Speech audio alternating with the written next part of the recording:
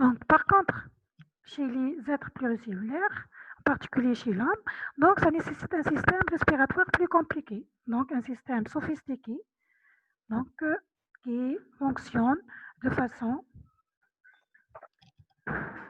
avec le système circulatoire. Donc un bon système circulatoire qui fonctionne avec le système respiratoire pour pouvoir donc transmettre ou bien faire pénétrer l'oxygène vers les différentes cellules de l'organisme.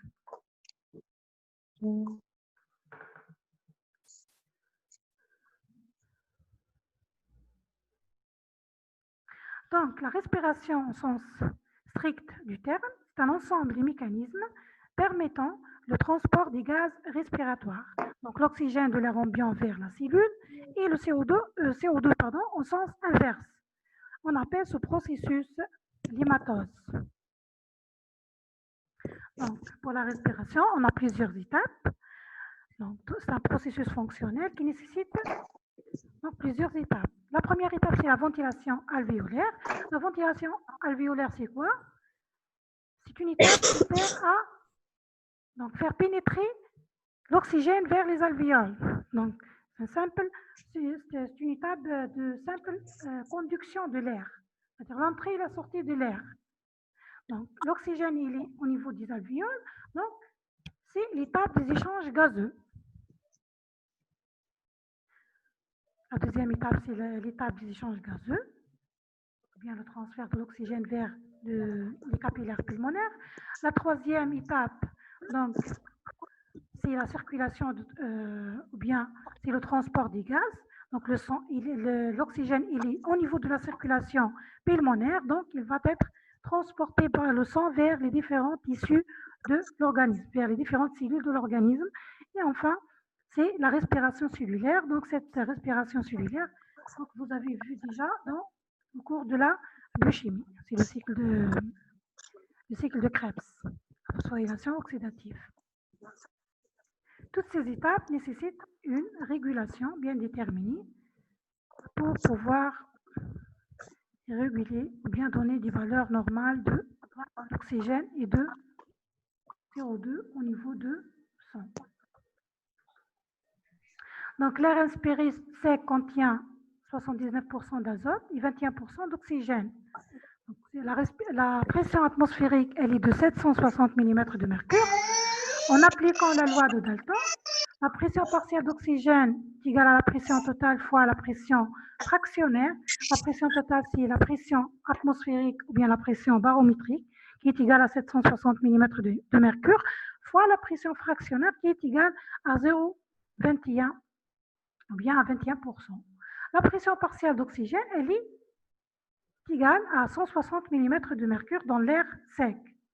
Mais dans l'air trachéal, donc, on va avoir un air qui est humidifié à 37 degrés. Donc, la pression de l'oxygène redescend à 150 mm de mercure. Donc, au repos, 0,3 litres par minute d'oxygène doivent être transférés de l'air ambiant vers la périphérie du corps. Et bien sûr, pour le CO2, la valeur elle est de 0,25 litres par minute. Donc, 0,25 litres par minute doit être éliminé vers l'extérieur. Les différents rôles du système respiratoire. Donc, le rôle du système respiratoire, le rôle majeur, c'est quoi? C'est d'oxygéner les tissus. C'est l'apport de l'oxygène. Le deuxième, c'est l'élimination de CO2, qui est aussi vital. Son insuffisance amenant à une acidose respiratoire, qui intervient aussi dans la régulation du pH. On a un autre rôle dans la défense immunitaire, grâce aux immunoglobulines A et les macrophages.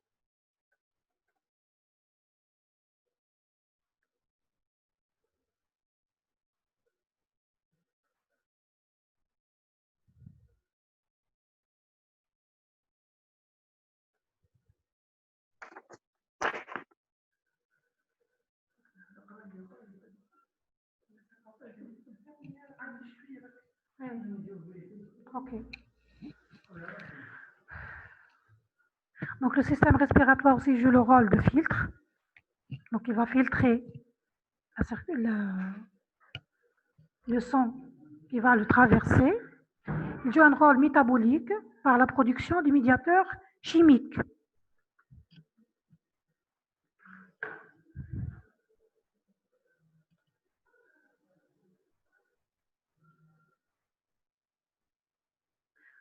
On a d'autres rôles du système respiratoire qui est, donc le système respiratoire participe à la phonation, à la déglutition, le hoquet.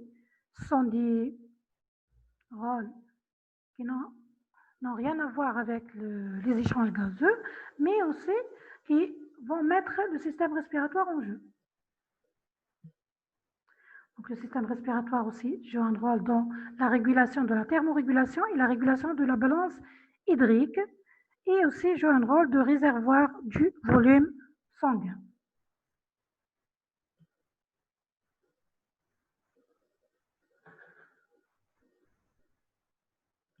Maintenant, on passe au deuxième chapitre qui est la relation structure-fonction de l'appareil ventilatoire. Donc, l'appareil ventilatoire est constitué de structures passives, qui sont les poumons, les voies aériennes, la plèvre, les côtes, et des structures actives qui sont les muscles ventilatoires. Donc, ce sont les structures actives qui vont créer des contraintes sur les structures passives pour créer un débit ventilatoire, un débit aérien au niveau des voies aériennes. Donc, en commençant par donc, de l'extérieur vers l'intérieur, vous voyez ici, on a la cage thoracique, les poumons, la plèvre, on a aussi les voies aériennes, extrathoraciques, intrathoraciques. Donc, en commençant par la cage thoracique, bien, la cage thoracique ou bien le cadre osseux, qui est formé par, normalement, vous avez des notions qui dérivent du cours de l'anatomie, anatomie respiratoire. Donc, la cage thoracique, elle est formée par 12 paires de côtes. Cette cage thoracique, cage osseuse, elle est fermée par des éléments musculeux aponeurotiques. Outre les poumons, elle contient aussi le médiastin. Maintenant, on passe au muscle ventilatoire, dont le principal muscle, c'est le diaphragme. Le diaphragme, vous voyez ici, c'est un muscle inspiratoire qui s'insère de la 7e à la 2e paire des côtes. C'est le principal muscle inspiratoire.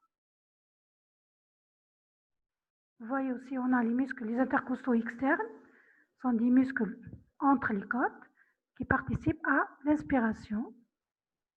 On a les intercostaux internes qui vont intervenir au cours de l'expiration. La plèvre, donc avec 2 feuillets, une viscérale et une pariétale. Entre les deux, on a une cavité pleurale qui est virtuelle par opposition au réel. Donc, on ne peut pas mesurer donc, la valeur de cette cavité. Donc, ces 2 feuillets, viscérales et pariétales, unissent les poumons au thorax.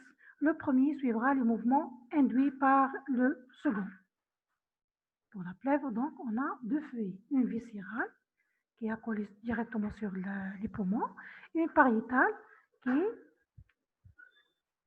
collée avec le thorax. Donc, pour les poumons, c'est l'organe d'échange gazeux, donc relié au thorax par la plèvre. Donc, pour le poumon droit, donc, on a 3 lobes à droite, et pour le gauche, on a 2 lobes. Donc, les lobes se divisent en plusieurs segments. Les segments vont donner les lobules, qui est l'unité anatomique. Les lobules vont donner la sinus, qui représente l'unité fonctionnelle du poumon. Donc, fonctionnellement, le poumon, c'est la rencontre de 2 circulations, une aérienne représentée par les alvéoles et une circulatoire représentée par les capillaires pulmonaires au niveau de la jonction alvéolo-capillaire. Donc, vous voyez ici, on a le poumon droit qui contient 3 lobes et le poumon gauche qui contient 2 lobes. Pour les voies aériennes, donc les voies aériennes, on a des voies aériennes extrathoraciques et on a des voies aériennes intrathoraciques. Pour les voies aériennes supérieures ou bien extrathoraciques, en commençant par le nez. Le nez, c'est l'élément fondamental du système de conditionnement. Donc, il est responsable du réchauffement et de l'humidification de l'air inspiré. Donc, il offre 50% de résistance. On a le pharynx, le larynx. On a la trachée. La trachée qui est un tube irrégulier avec plusieurs anneaux cartilagineux. Donc, il a la forme de fer à cheval, fermé en arrière par un muscle lisse qui est à l'origine de modification du calibre. La trachée se divise en deux branches, droite plus verticale que la gauche. Vous voyez ici un anneau cartilagineux. Donc, et ça, c'est le muscle trachéal. La forme, c'est en fer à cheval. Pour les voies aériennes intrathoraciques, donc vous voyez qu'on a plusieurs ramifications qui va conduire à la fin à la formation de la sinus, qui est l'unité fonctionnelle du poumon. Donc on a plusieurs ramifications avec des sacs alvéolaires pour former à la fin la sinus, qui est l'unité fonctionnelle du poumon. Donc les branches des voies aériennes se divisent en plusieurs générations. On a en classification, donc on peut diviser ces voies aériennes ou bien ces générations en trois zones. On a la première zone qui est la zone de conduction, qui sert uniquement à la conduction de l'air. On a une zone transitoire qui est partiellement alvéolisée, qui participe partiellement aux échanges gazeux. Vous voyez ici, elle est partiellement alvéolisée. Et on a la zone respiratoire qui est totalement alvéolisée, qui participe aux échanges gazeux. Donc, les voies aériennes du conduit qui ne sont pas inertes, donc sont innervées par le système, les deux branches du système végétatif, du système autonome, système parasympathique. Donc, la stimulation de ce système va entraîner une bronchoconstriction grâce à l'acétylcholine. Et le sympathique, donc, grâce au neuromédiateur, l'adrénaline et la noradrénaline, qui va donner une bronchodilatation. Et un troisième système qui est le système non adrénergique, non cholinergique, qui va donner les deux effets. Vous voyez ici, c'est la sinus, c'est l'unité fonctionnelle du poumon.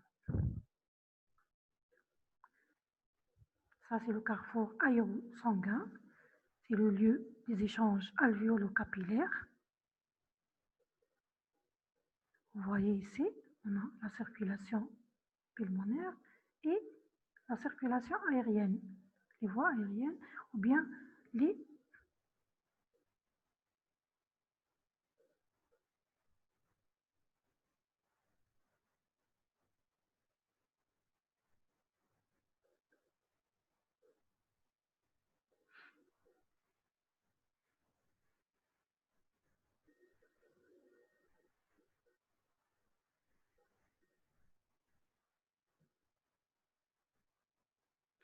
Vous voyez ici qu'on a donc un contact très proche du système respiratoire avec les alvéoles pour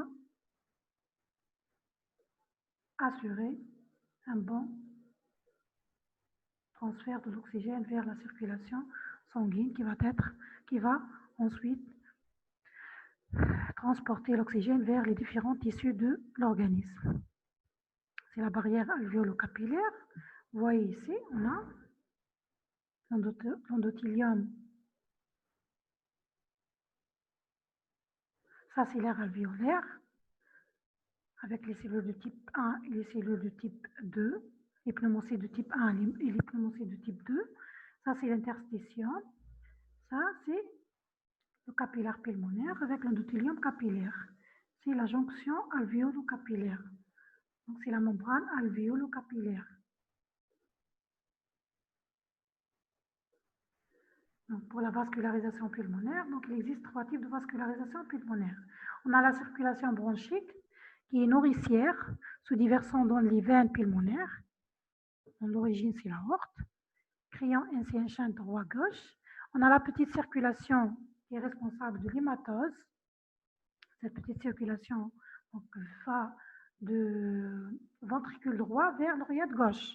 Et on a la circulation lymphatique qui est responsable de la défense immunitaire. Vous voyez ici, ça c'est la circulation pulmonaire. Donc va du ventricule droit vers l'oreillette gauche. Donc, à partir de l'artère pulmonaire. Et après, on va voir le retour par la veine pulmonaire vers l'oreillette gauche. Maintenant, on passe à la mécanique ventilatoire. Donc, pour remplir sa fonction hématosique, l'appareil ventilatoire doit assurer un renouvellement alvéolaire constant, à certifier la G comme une pompe qui amène puis refoule l'air entre l'atmosphère et les surfaces d'échange. Cette pompe est activée par des forces motrices, qui sont les muscles respiratoires, et entravée par des forces résistives. Donc, la mécanique ventilatoire, c'est l'étude des forces qui permettent ou qui s'opposent au renouvellement de l'air alvéolaire. Donc, la mécanique ventilatoire, donc le système respiratoire comprend un système actif représenté par les muscles ventilatoires et un système passif représenté par les poumons, les branches et la plèvre. Donc, c'est le système actif qui va agir sur le système passif par la contraction. Donc, les forces en présence, à l'inspiration, donc les forces motrices, ce sont les muscles respiratoires par leur contraction, et les forces résistitives sont représentées par l'élasticité du système respiratoire. Donc, la contraction musculaire va entraîner l'accroissement de la cage thoracique, l'augmentation du volume pulmonaire, et les forces qui vont entraver l'écoulement de l'air, c'est l'élasticité du système respiratoire. Donc, le poumon tend toujours à se rétracter. Donc, ce qui va entraîner, bien, ce qui va créer des résistances à l'écoulement du gaz. Et on a aussi l'inertie du système. À l'expiration, les forces motrices et la rétraction élastique, cette rétraction, bien la compliance pulmonaire, la distensibilité pulmonaire va donc agir comme des forces motrices, donc va motiver la sortie de CO2 vers l'extérieur. Donc c'est la rétraction élastique thoraco-pulmonaire. Et comme l'expiration, c'est un phénomène passif, donc le simple relâchement musculaire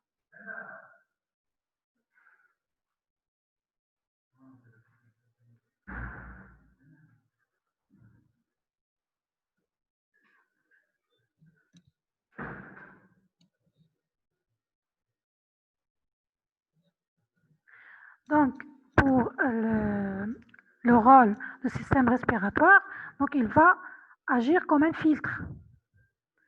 Par exemple, si je prends l'embolie pulmonaire, donc le système respiratoire va donc filtrer le sang des caillots du sang, filtrer pardon le sang des caillots, des emboles du sang.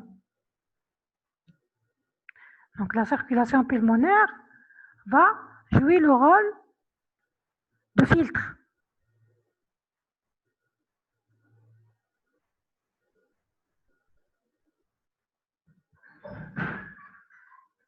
À l'expiration, donc les forces motrices, c'est la rétraction élastique thoraco-pulmonaire.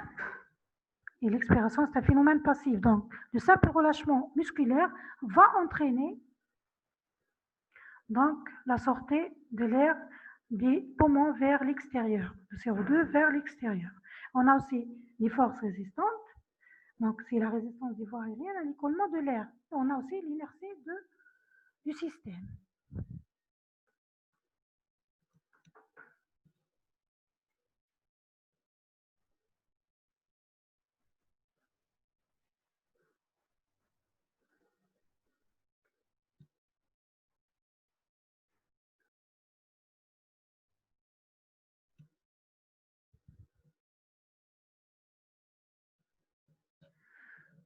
Maintenant, on passe aux mécaniques élémentaires.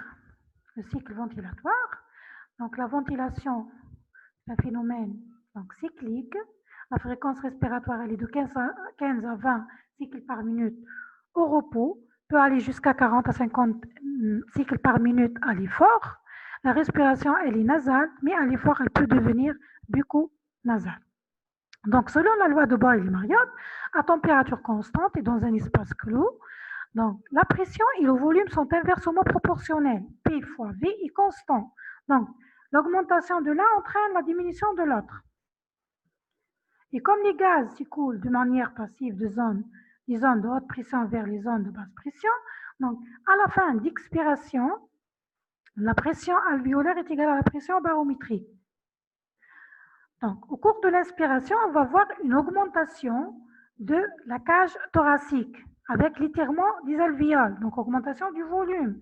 Cette augmentation de volume va entraîner une diminution de la pression. Donc, la pression à l'intérieur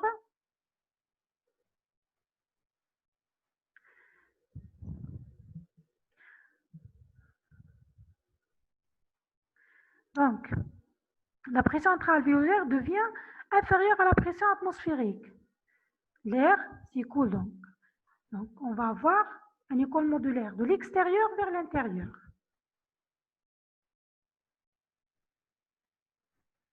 Donc, l'entrée de l'air de l'extérieur vers l'intérieur, de zone de haute pression vers la zone de basse pression. Par contre, à l'expiration, c'est l'inverse. Donc, on va avoir une diminution du volume des alvéoles avec une augmentation de la pression. La pression à l'intérieur devient supérieure à la pression à l'extérieur. Donc, on va avoir l'écoulement de l'air du poumon ou bien des alvéoles vers l'extérieur.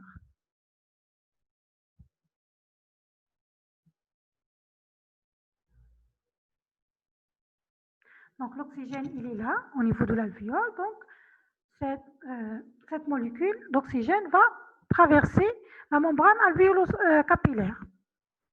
Donc, le poumon, c'est un carrefour aérosanguin. C'est la rencontre de deux circulations aériennes représentées par les alvéoles et capillaires représentées par les capillaires sanguins. Donc, l'oxygène va des alvéoles vers le sang capillaire et le dioxyde de carbone, le CO2, va s'échapper de l'alvéole vers l'extérieur. C'est la deuxième étape de transport dans le processus respiratoire. Vous voyez ici, donc c'est la membrane alvéolo-capillaire. Donc cette membrane, elle est formée par 4 couches. Un film liquidien qui est représenté par le surfactant. Ce surfactant, il est sécrété par les pneumocytes de type 2. Ensuite, on a les cellules épithéliales alvéolaires de type 1, qui représentent 90% de la composition de l'alvéole. Et bien sûr, les cellules épithéliales de type, les pneumocytes de type 2. Et après, on a l'interstitium, après la cellule endothéliale capillaire, plasma,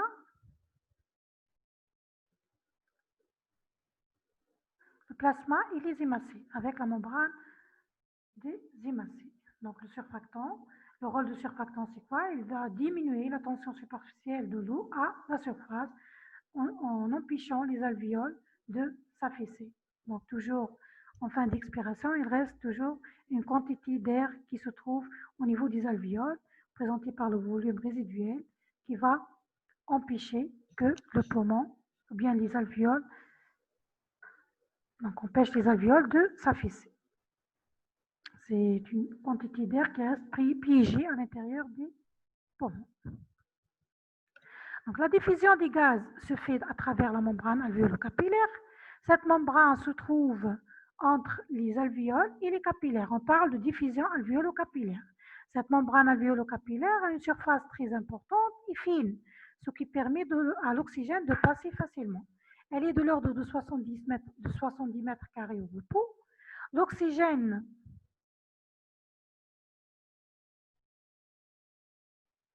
traverse donc par gradient de pression, c'est-à-dire d'une zone de haute pression vers une zone de basse pression.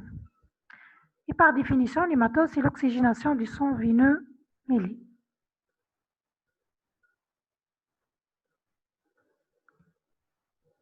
Donc, cette barrière alvéolo-capillaire, elle contient plus de 300 millions d'alvéoles. Sa surface comprise entre 50 à 70 mètres carrés, avec une épaisseur inférieure à 0,5 micromètre. Donc, elle est composée successivement de parois alvéolaires, de liquide interstitiel, du paroi capillaire, du plasma et de l'hématie. Vous voyez ici, au niveau de l'alvéole, la pression de l'oxygène est à 100 mm de mercure. Par contre, la pression au niveau de CO2 elle est à 40 mm de mercure. Et ça, c'est le capillaire pulmonaire. Donc, à l'entrée du capillaire pulmonaire, donc la pression de l'oxygène elle est à 40 mm du mercure. Au niveau de l'alvéole, elle est à 100. Vous voyez la différence de pression? Donc, au niveau des alvéoles, la pression de l'oxygène, elle est à 100. Et au niveau du capillaire pulmonaire, la pression, elle est à 40. Donc, l'oxygène passe de l'alvéole vers le capillaire pulmonaire. Donc, du 100 à 40. On a un gradient important de pression. Donc, l'oxygène passe de l'alvéole vers le capillaire pulmonaire. Par contre, pour le CO2, à l'entrée du capillaire, la pression de CO2 elle est à 46 mm du mercure. Au niveau de l'alvéolaire, elle est à 40 mm du mercure. Donc, malgré un faible gradient de pression, vous voyez 40-46, mais le CO2 diffuse facilement grâce à sa grande solubilité. Donc, on a le passage de l'oxygène, donc des alvéoles vers le capillaire pulmonaire. Donc, cette molécule d'oxygène, ce gaz, il est au niveau du sang. Donc, le sang va transporter l'oxygène vers les différents tissus de l'organisme. Transport du gaz par le sang, ou bien la fonction respiratoire du sang. On parle de la fonction respiratoire du sang. Donc, l'oxygène et le CO2 sont transportés par la circulation sanguine des poumons vers les tissus et des tissus vers les poumons, c'est pour le CO2. Donc, le sang fixe l'oxygène et le CO2 de manière réversible sous l'influence d'un gradient de pression partiel. Vous voyez ici, donc l'oxygène au niveau de l'alvéole va passer à travers la membrane alvéolaire capillaire. Donc, l'hémoglobine va fixer l'oxygène, il va transporter l'oxygène vers les différents tissus de l'organisme. Donc, les gaz transportés en milieu liquide, c'est-à-dire au niveau du plasma et au niveau du cytoplasme des globules rouges. Dans un liquide, un gaz peut être présent sous deux formes. La première forme, c'est la forme dissoute, qui est la forme de passage obligatoire. Et on a la deuxième forme, c'est la forme combinée, un transporteur ou bien après une réaction chimique. Seule la fraction dissoute du gaz participe à la pression partielle.